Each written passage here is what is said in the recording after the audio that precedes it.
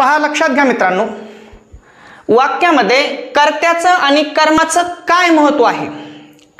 तर पहा, लक्षात घ्या, जो भी क्रिया करत असतो त्याला कर्ता असे म्हणतात आणि कर्त्यापासून क्रिया निघून पुढे जाऊन कोणावर तरी घडते आणि ही क्रिया ज्याच्यावर घडते त्याला कर्म असे म्हणतात.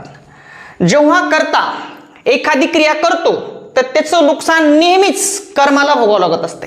सागर चिकू तोडतो, चिकू हे कर्म आहे आणि चिकूचं नुकसान झालेलं आहे, बरोबर आहे का. चिकू तोडला गेला, ठीक आहे, आणि मग कर्त्यापासून क्रिया निघून पुढे जाऊन कोणावर तरी घडते, ही क्रिया ज्याच्यावर घडते मित्रांनो त्याला कर्म म्हणतात.